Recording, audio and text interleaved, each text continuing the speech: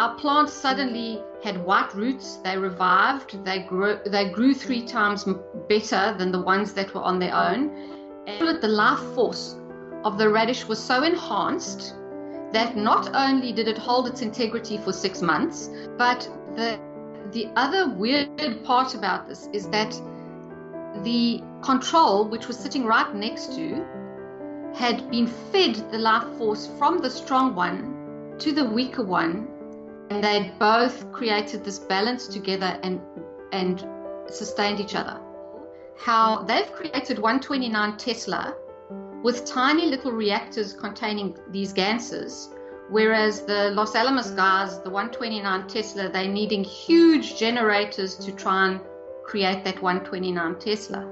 So it is a total paradigm shift even in their world, because they're seeing only the out and not what's coming in. And if we can start understanding it and mapping it and tracking it and using it, that's the real exciting part of this whole science.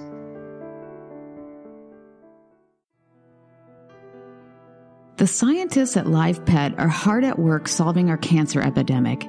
They have the most promising cancer trials going on now with pet clinics around the country that I have ever seen. You can see the promising cancer research and trials going on some of the past shows that I've done. The links are below.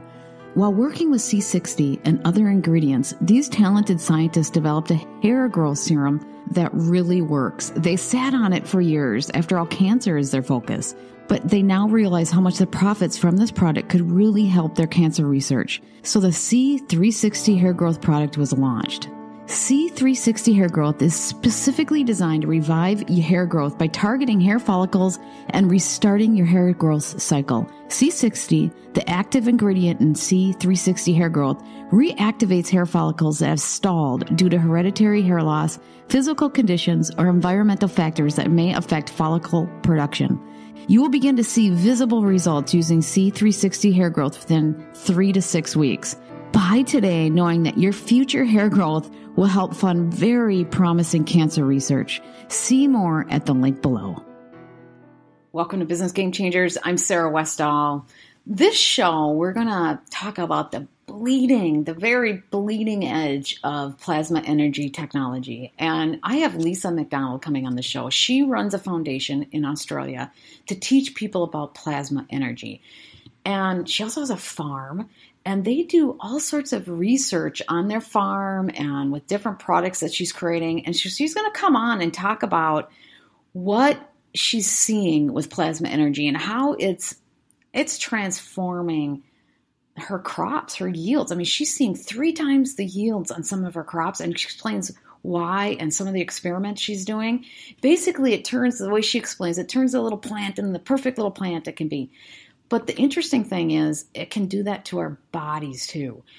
And plasma energy can completely change all sorts of industries, whether you're talking about the energy industry, we're talking about space travel. Top scientists are now looking at plasma energy for space travel. And that's what I've been told from scientists that are working on that. And they're looking at it for agriculture, to be able to change the yields, for medicine, to be able to heal bones quicker. Really interesting. And the universities aren't even at step 1 yet with this technology. It's too bad, because they're really seeing great things in the research that they're doing. And a free market, which I'm really hoping our governments allow these free markets to go forward, a smart business person would look at the yields that plasma energy gets compared to regular technology and take that on a farmer. You can just blow past your competition and maybe be prosperous for a while before everybody catches up. So this is just so much opportunity. And then she sticks around for my Patrons, and we talk about the potential for aging, anti-aging, and what it can do. She's created creams and what it does to your skin and your body. And she talks about that. And also how emotions and consciousness ties in. Really interesting conversation. So let's get into my interview now with Lisa MacDonald. Hi, Lisa. Thank you so much for joining the program. Hi, Sarah. Nice to be here with you. You have embarked on the plasma energy field and have really dove into the research on that. Why did you decide to take on this pioneering field and really try to understand it?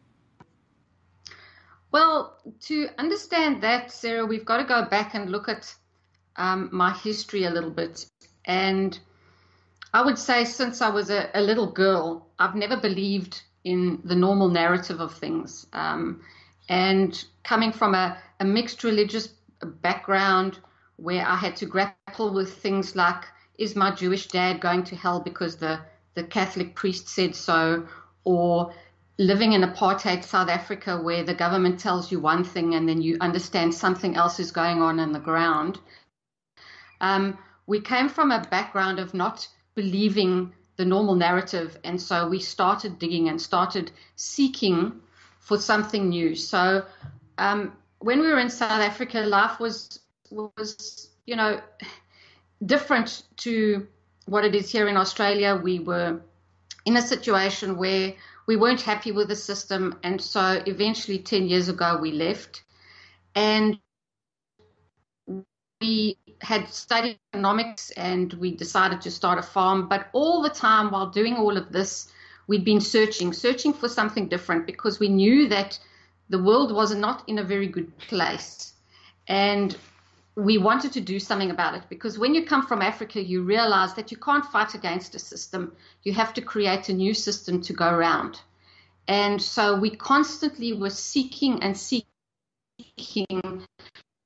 Look at something. I looked at things like the gifting economy with Charles Eisenstein. I looked at things like Ubuntu movement with Michael Tellinger. I've looked into all of these things. And when we basically boil down to everything in a nutshell, the world needs to combat scarcity. Scarcity is our biggest problem in life, because every economic system, every political system is always just a way to manage scarcity on this planet.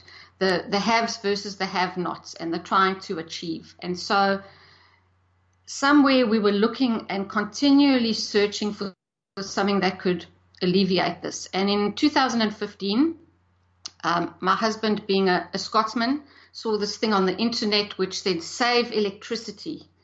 And so, being a Scotsman that he is, he decided he wants to learn how to make this MagRav unit. And this MagRav unit from the Kesh Foundation was supposing to give you some electricity savings on your house. And that's how this whole journey began. Well, you have a farm, and you've been doing a lot of your own experiments, and including creating a foundation to share those experiments, because you're kind of creating your own research and moving forward. Can you talk a little bit about what these experiments on your farm are and what you've learned from them? Well, what we did was, once we realized and started building our MagRav system, we started having weird and wonderful effects. So when we'd created these nanomaterials and these ganses, which I can explain a bit later if you'd like, I'll go into a bit of that detail, we started feeling very strong energies off these new materials we've been creating. And so once we'd listened to a lot of the teaching, we decided we're going to start experimenting and put the ganses in touch with the water, because we grow in a hydroponic type system. We grow salads and microgreens, and we understand from previous knowledge and with the Kesh knowledge that water is a carrier. So we started playing with the water in our hydroponic systems and adding certain GANS fields and materials to water to see how it would react with our crops. And we got really surprising results. And from this, we realized that we had to know more, because what had happened was, for example, in a height of summer, like we're in now at the moment in Australia, our temperatures can get up to something like 40 degrees Celsius. I'm not quite sure what that is in Fahrenheit, but that is hugely hot. So what happens is our water becomes like tepid bath water. and the roots on our lettuces start literally just falling apart and decaying because they can't handle being in warm water. And so we set up a system to do trials and figured out that if we added these ganses in a bottle like this, I can explain here, in a bottle like this, so that there's only a field transfer going through, not the actual stuff in the water, we discovered that our plants suddenly had white roots. They revived. They grew 3 times better than the ones that were on their own. And so we were able to deal with the huge high temperatures in the summer. That was our first experiment that we did and really got excited to understand that. So not only did it solve the problem of the warm water, it tripled the growth rate? Well, you see, when your roots are decaying and they're not growing, then obviously your plant is lacking and it grows really small and pathetic. So what we did was we just negated any problems with the heat, and so it grew like a normal lettuce would in spring when it likes the temperatures, for example. Oh, wow. But it was still growing in heat with warm water. Yes. Wow. Yeah. Okay. So that would have been exciting. What else did you learn? Because then you started taking it to farther and farther after. Yeah. Have you heard about plasma energy and all the amazing healing potential it has? Many have experienced how plasma energy can help your body. Recent university tests have shown the effectiveness of balancing plasma energy and putting your body back into biological balance. Tests have shown success in lab animals and human beings by altering conditions of cancer, AIDS, diabetes, malaria, Ebola, E. coli, high blood pressure, brain issues in adults and children, and many other imbalances in the body.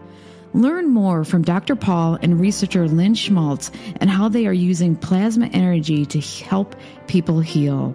See the link below. Yeah, then we took it to the next level. We do these microgreens, and microgreens are when you cut little seedlings at a very tiny little stage, so that chefs can use it, or you can juice it for sprouting because it's highly nutritious. And so we decided we wanted to see what would happen if we soaked the seeds and then watered only with the water on the top portion. So if you look at a gans like this, we would take the top water and we soak the seeds with that top water, and then we watered that water in once the seeds started growing. And so our normal shelf life, we normally cut them when they're a week old and put them in little punnets to sell to chefs or to retail, and they put it in their fridge, and usually at about the 2 to 3 week stage, 2.5, 3 weeks, they will degrade. They'll turn into black mush at the bottom of the punnet because that's the shelf life of that particular produce. So what we did was we soaked the seed overnight because that's how we normally do our radish seeds. And we sowed them and we watered them with that water. And we did a control experiment. And here's the hard part, because with this technology, you have to set your whole experimentation up in a totally different way, because we ran a control, but we did everything side by side. So we did the Gans water and the normal water running right next to one another as we did this.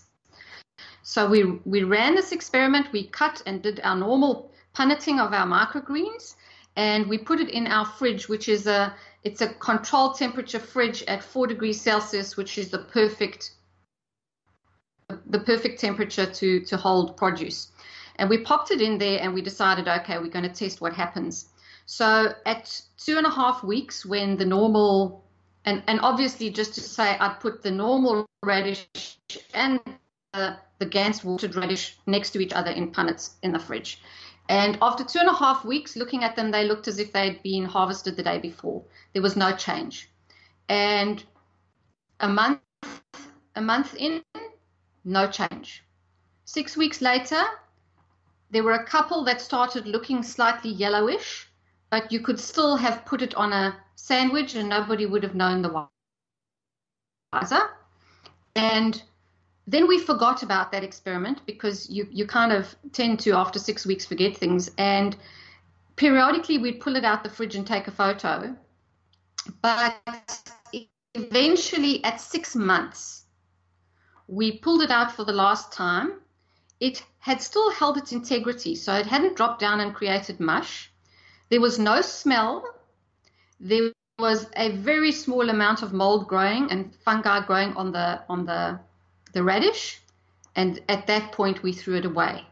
What happened to the control radish? That is exactly what I'm going to say. It behaved in the exact same way.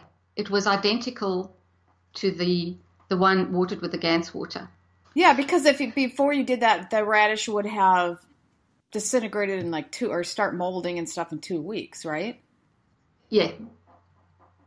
So what had happened was the life, you can call it the life force of the radish, was so enhanced that not only did it hold its integrity for 6 months, the yellowness was basically due to the fact that it had no light in the fridge.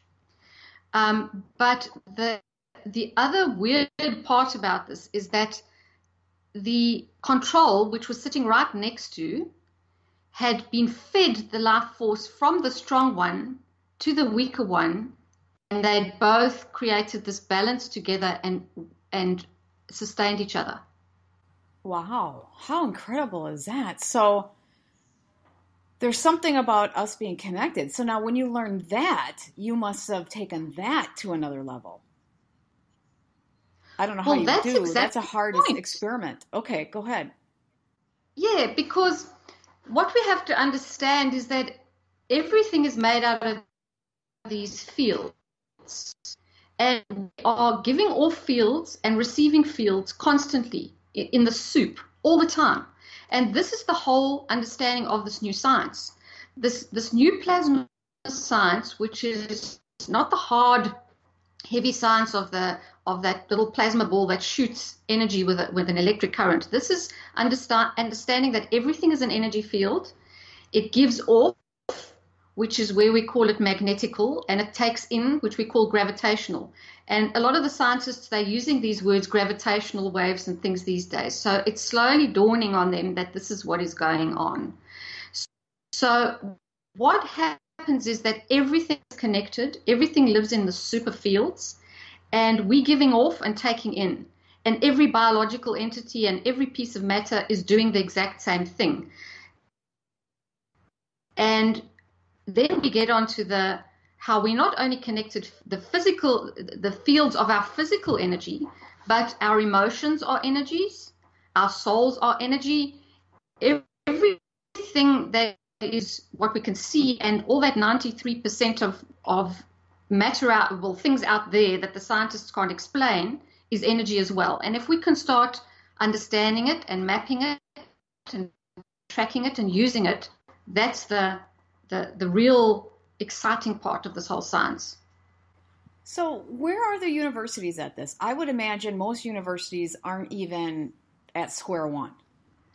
No. Unfortunately, what this new paradigm of how gravity works and how the fields work is so contrary to current understanding that people are so locked in their paradigm, and their whole everything that they have in the world is locked into what they believe. So to try and shift this is huge, not only in the science aspect, but even in the spiritual aspect, because the religions and the gurus don't want to know that we can actually scientifically understand the etheric as well. So we have a lot of opposition from both sides. And because you have to wrap your mind around something so strange, people have a tendency to create that cognitive dissonance where, this doesn't fit into my frame, and so I can't handle it, and off they go. Well, this would be, because it's a whole paradigm shift. I mean, it's beyond normal stuff. But where do you see this going as a science? I mean, I know that the top, space science, they're working with plasma energy for travel. I know, I've talked to people. and they're able to go to Mars in 4 days kind of thing. They are at that level. They can't stop yet unless they've solved that in the last year and a half, because the last time I talked to them, they're not able to stop. But they understand, the top scientists are getting this. But they might not be getting it, and I doubt they're getting it at the level you're talking about. So what do you think this could really take us forward with? Where do you think we could go? You see, with the hard plasma that they're working on, again, it's kind of a forced push. It's the magnetical part. It's the what's coming out, the energy coming out, and so they're trying to create this energy with a push. But as soon as you start understanding that all energy that goes out also has to come back in, you look at a human body. A human body is a soup of these ganses that we create. And if you had to release the energy of one human body, it is something like, I don't know how many Hiroshima bombs. That is the energy that we have within ourselves, but you only have millivolts. If you read us as humans, we only produce millivolts of what we call current.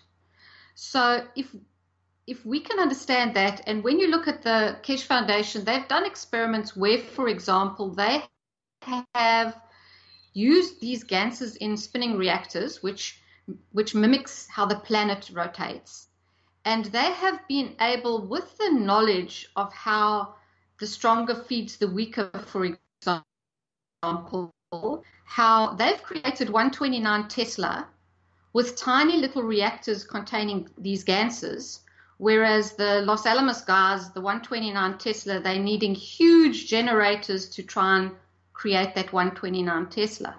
So it is a total paradigm shift even in their world, because they're seeing only the out and not what's coming in. Well, have you studied, and I know this is kind of a far out topic, but I suppose what we're talking about now is a far out topic, but have you studied the crop circles, the real crop circles, where they're finding plasma energy, creating it, and then they studied the crops, and the crops are actually getting yields they're finding 3 times the yields on some of the, where the plasma was. Have you looked into any of that? And maybe it's bunk, I don't know, but I've looked at it just, in a very general way, and I do believe that there are entities out there that have craft. Plasma way, maybe not the plasma of the high voltage plasma, but in a plasma way, and so they are changing that environment. How they're playing with us, or what it actually is, I have no clue. Because it seems like this is the technology that is somehow intertwined into that stuff, because this is the kind of results they're seeing with the crops. And it seems like, like Patty Greer and other people who study it are like, this can solve our food problem. But so can what you're talking about. I mean, now we're just talking about the pure technology. The crop circles, there's this whole other weird dimension to it that somebody's doing it, and who's doing it, we don't know. But with this, now we're talking about the pure science, and there's nothing else, and we know this helps the crops. It's pretty cool. Now, could you take this water, and essentially a farmer can put it all underneath the crops all the time and have perfect yields and things? Well, they're doing tests at the moment where they're soaking seeds, and then they're spraying the crop a few weeks at its initial growth. And it's creating 3 times the amount of crop. It's creating huge protein in a rice crop, for example. It's what it's doing is it's allowing the biological entities to be the best little plant it can be, because that's what the plasma energy does. It feeds to give where there's a lack, and so you create this. You feed in so that you take away a lack. And so we can create this with anything. We can do it with crops. We can do it with people. We can do it with any biological entity. And you see, the problem with the science is it's the science of the universe. So what people do when they have already studied certain things, they try and take the plasma and kind of shove it into their own paradigm. The problem with that is you can't do it. because you can't pick and choose out of the plasma, because when you start understanding how the universe works, the other things need to fit into the plasma. Now, give me an example of where we're trying to cram our old paradigm into the real paradigm or a new paradigm. I mean, maybe once we get to that paradigm, we're going to need to go to another paradigm, but because everything builds on each other. But give us an example of where somebody who is studying plasma energy and is starting to get it, but then crams the old paradigm into it. It's just in a very general way, because when I look at something like with us studying plants, we've gone and had a look to see now how the plasma understanding of what's going on in a plant when it grows. And we've been taught that a plant does photosynthesis. And when you look at all these chemical little processes, the oxygen is taken in and this is given off. And when you go and look at all these papers that were written usually in the 40s or 50s, 1940s or 50s, they had the original they had done on an assumption.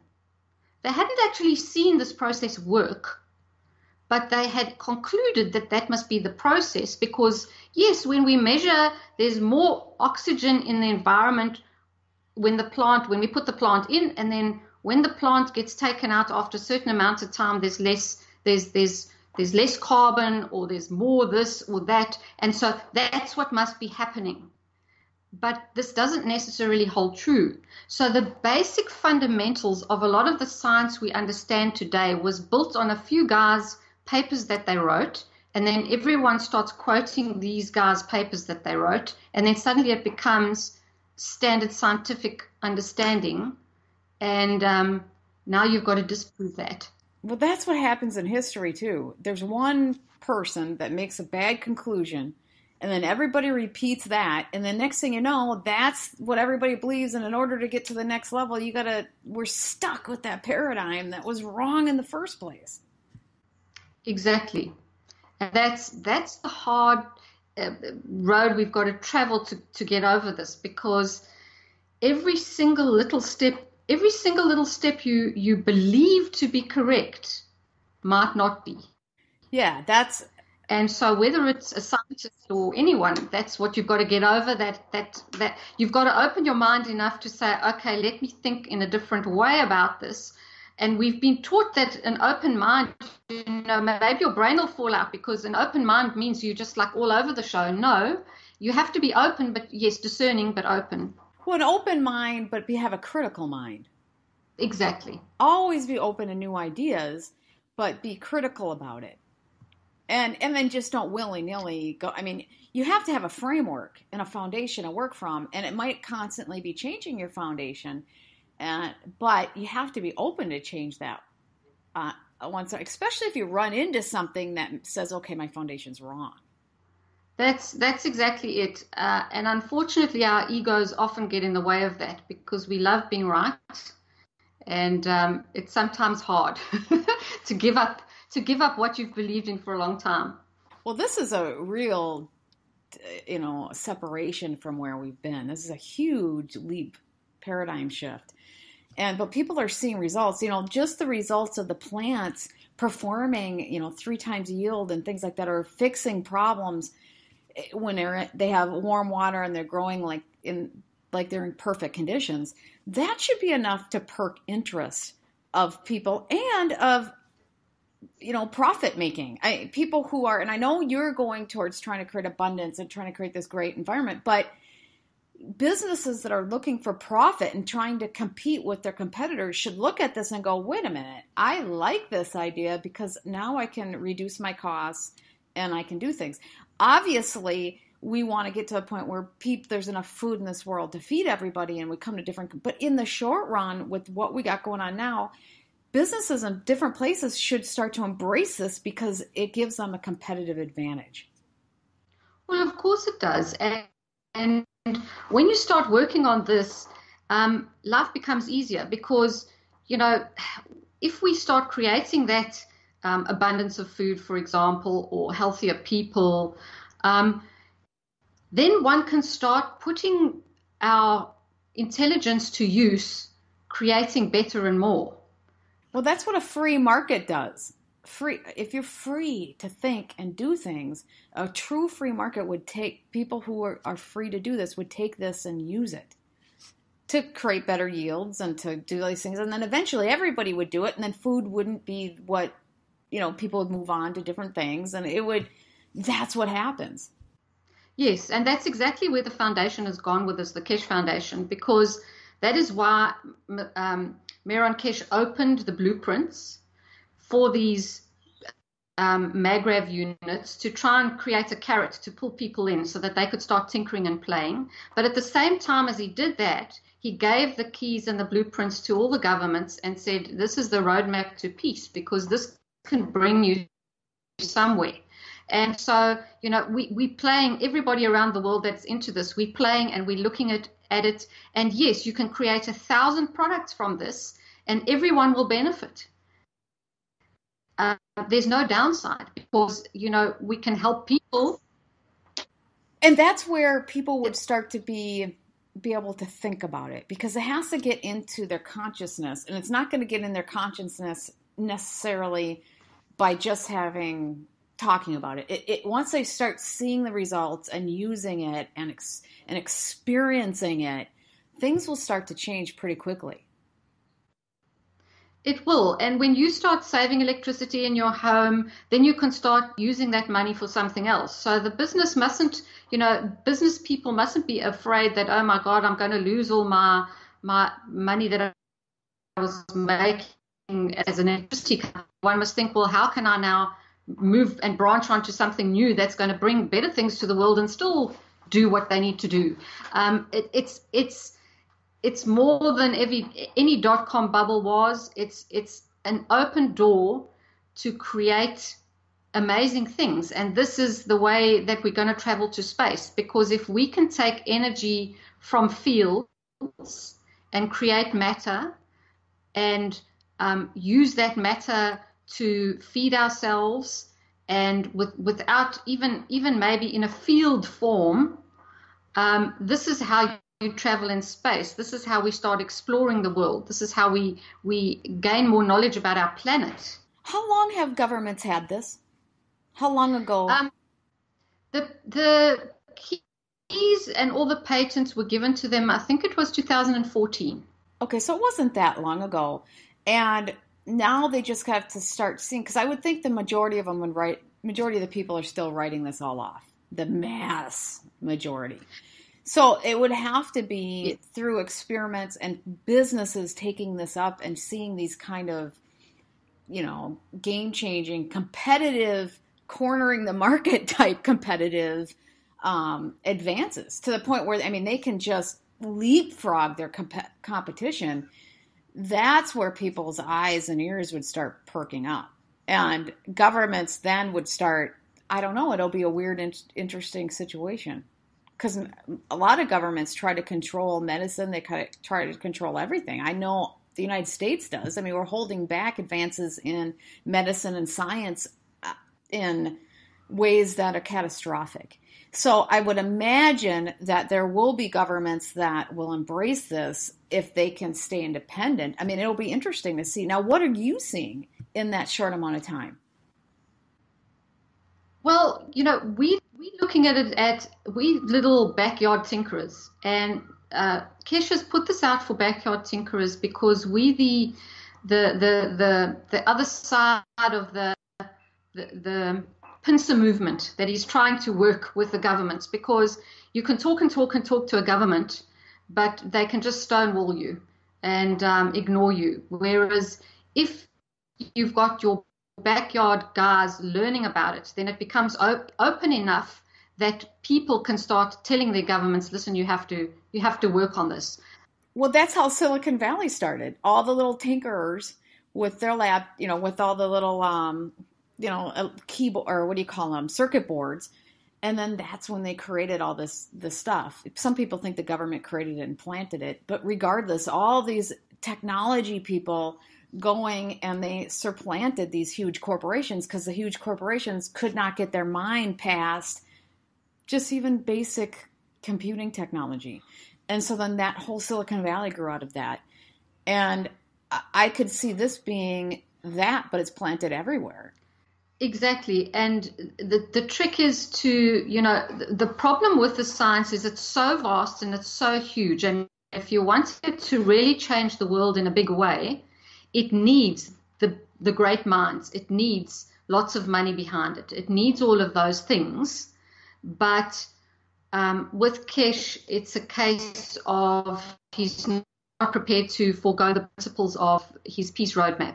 So the stuff has to be done correctly for the right reasons. So, I think he's been given many offers over the years, but there's always been strings attached. Well, and his good. whole philosophy is that he's not prepared to do that. So the base science he wants to keep open. Now, my question for you, he's been there's been a lot of negativity. There's positivity about him, and then there's negativity about him. What are your thoughts on that situation, the politics behind him and his foundation? Or is it just a negative narrative because the governments are scared? Or, what is that? Is that the normal people not ready to embrace change? Or is there something to it? It's hard that he's traveling because on the one hand, he's trying to push for change. There's a huge amount of back push from certain elements. He has in the past had a couple of people try and poison him, do different things. He tries to get inroads and then thinks that something is maturing, and then they manage to shut it down again. Then it looks like he's promised something and it hasn't materialized. Anybody that's bringing in something new like this has a hell of a hard road to travel. And I think that's the... Okay, so I understand. I think he's probably starting... It's almost like you need the farmers and the specific products to come out there and start penetrating the psyche of people to really get that going. It's really hard for governments to do a top-down. I really believe in bottom-up in almost everything. I think so.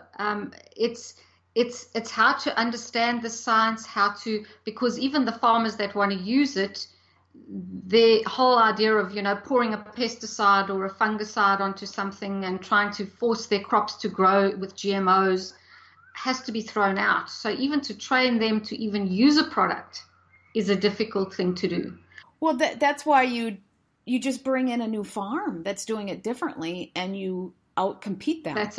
That's what free market does. You kick their butt. Because they're doing the old methods, you're doing a new method, and eventually everybody looks and says, oh my God, if we don't do that, we're going to be out of business. That's it. And if you can start creating this abundant food without farmers having to use huge amount of fertilizers, huge amount of weed killers and all sorts of things to grow their crops, well, who's not going to take the opportunity to save money? Exactly. And just make more money, save money, make more money, create more wealth for themselves, not have to... Being a farmer's a hard road. And maybe for a little bit, until the rest of the industry catches up, it won't be so hard. It'll be lucrative. That's it. And, most farmers love their land. And so if you can give them 5 or 10 years of real abundance on their land, and then they've paid off the bank and they are making good money and they feel comfortable, who's to say they can't start restoring their land and conserving certain portion of their land because they don't need it all anymore because they have enough. So they can start restoring the planet. Yeah, there's a lot more things that we can do. How interesting is this? Now, what do you do with your foundation? Well, what we do is I've just started in a very small way so that I can start teaching. And so we do give live workshops in Australia here and there. And I like to put out things that the foundation hasn't necessarily, the Kesh Foundation hasn't necessarily put up on their website or their web pages or their YouTube channel. So because what happens is there's such a huge amount of knowledge on the Kesh Foundation sites that a lot of people get quite put off by going and trying to understand this technology. So I've started this website and the foundation just to start showing little bits that people can grasp, and that's our kind of focus, is to really get this to a level where I can start explaining to public what it means. Because this isn't something you can watch on a 10-minute YouTube and suddenly say, now I know it, you know. Well, I also think that it's important that there's more than just the Keshe Foundation doing it, that there's other scientists, there's other people doing independent research, that independent verification of what's going on. It's not just one source. It's from all different great minds figuring out and learning about this technology. That's an important piece for anything to really move forward. Well, that's it, because it establishes credibility. It creates marketing for all the plasma and what it means and what it does. And so to me, it's the only way forward in our way that we can do it. And you know, the website was also because we do these live workshops, and then people say, well, where can I find out more? When I send them to the Keshe Foundation, often they come back and say, I don't understand any of it. Help me. So we've decided to do that, and then also add a few products to our site, because people then ask after the workshops, you know, I need to get hold of some of the stuff and play with it like you do. Where can I get it? So we have a few products there for people as well. What kind of products do you have? Because I know Lynn and Paul Schmaltz have a whole line of stuff that is just amazing.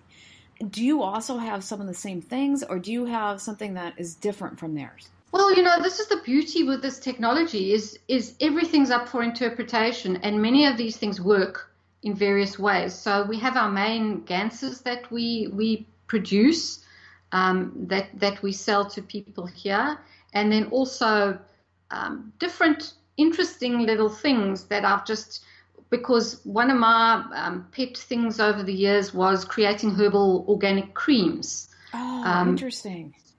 So I've incorporated the plasma into my organic creams. And, you know, that's been a journey and is still a journey, because it's not only the cream or the formula, it's how you use it that will end up with an effect. So, you know, I've tried and tested various strengths of the cream, and I've worked on ways to make the cream stronger. But then if you know, let's say I work on a little sunspot, for example, and I'll put it on every morning and it'll start fading, and then I'll forget to put the cream on, and then it'll come back. So now we have to start using racking our brains and using our old science to say, well, every cell of your skin is regenerating at a certain rate. Between 2 and 4 weeks is the length of time that it takes for skin, the whole piece of skin, to be regenerated. So if I want to get rid of a certain area, I need to focus those fields on that piece of skin for a minimum of 2 weeks. And then, because I'm not killing anything, I am restoring to blueprint. So I have to restore every little cell to blueprint within those 2 weeks, and then I've done my job.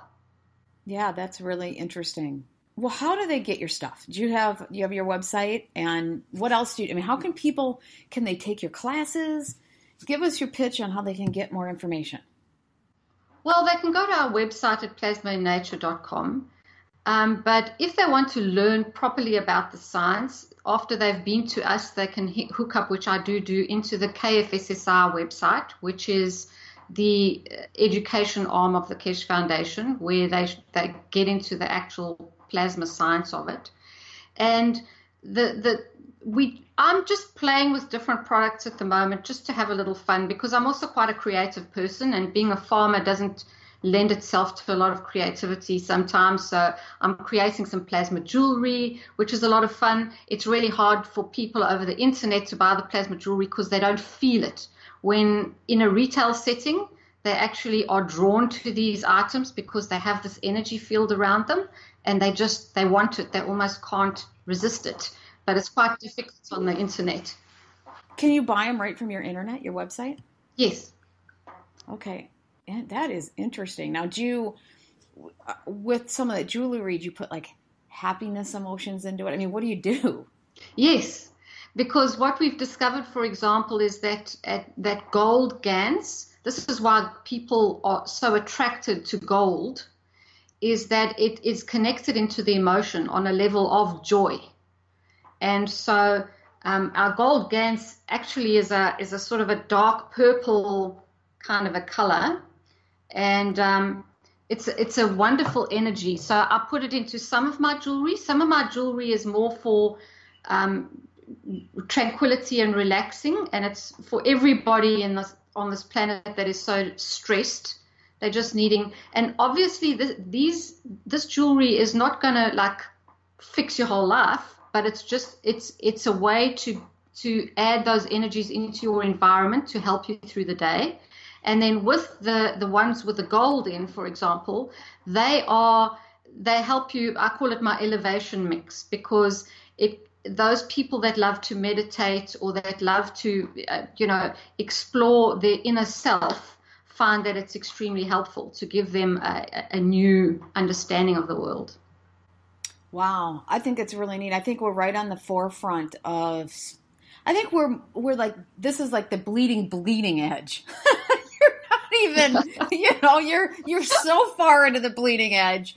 But it starts somewhere, and that's what it is. Everybody who starts in the science is laughed at at first, and this is not, this is real. This is what they're talking about. The top space scientists, the top people are talking about plasma science, and they're talking about it in different ways. That when they're talking about consciousness, they're starting to talk about this stuff too. And it's real. And that's why I was very interested in talking to you, because you were talking about it differently. And so I wanted to hear what you had to say. So I really appreciate you coming on the show today. And would you be willing to stick around for 5 to 10 minutes for my Patreons? No problem. Thank you so much. Thanks so much. Thanks so much, Sarah.